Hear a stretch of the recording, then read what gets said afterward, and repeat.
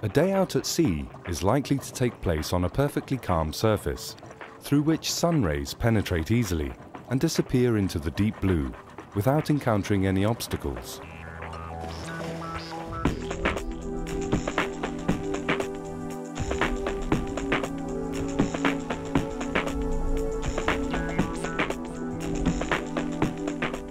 The sea appears to be lifeless, but if you filter it through a fine net, there is a mass of organisms whose minuscule details can only be seen under a microscope.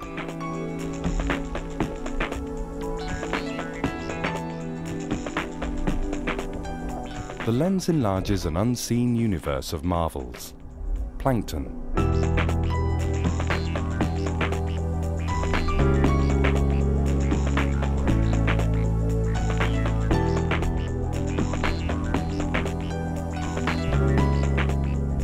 But it would be a mistake to assume that plankton is always and necessarily so small to the naked eye.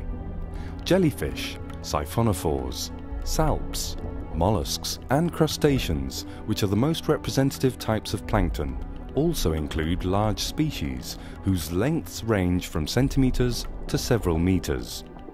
Nor are they at all times invisible. In fact, they always stir a certain degree of fear in humans, which is often justified by their stinging defensive weapons. In the majority of cases, plankton is indisputably small, but its importance is universally proportional to its dimensions, because the life of our waters depends on it. An abundance of plankton is considered one of the primary parameters for judging a sea's wealth.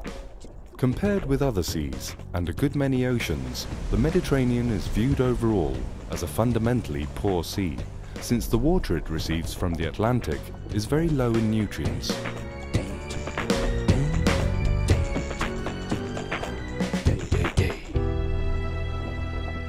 The most important element of plankton is the vegetable one.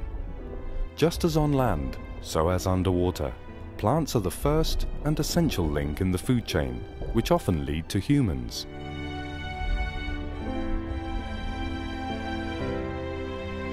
Contrary to what generally happens on land, plants which grow in direct contact with the sea bottom have their own importance in the global economy of the sea.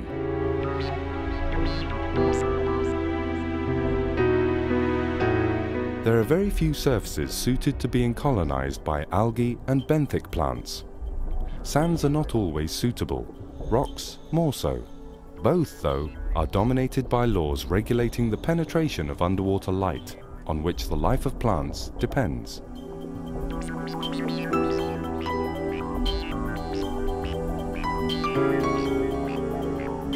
Phytoplankton are organisms that float on or near the surface of the water and are compared by some to the leaves in a forest.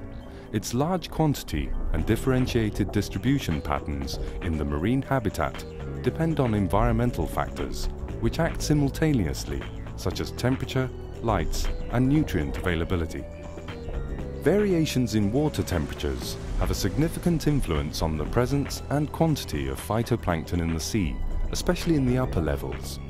This cycle is superimposed by the heat cycle, which creates the thermocline and the separation in summer of the hot, less dense surface water from the deeper, colder strata.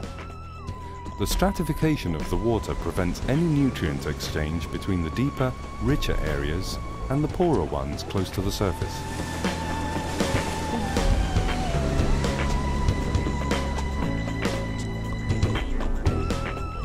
For us humans, summer is an ideal time to get to know the sea and what lies beneath.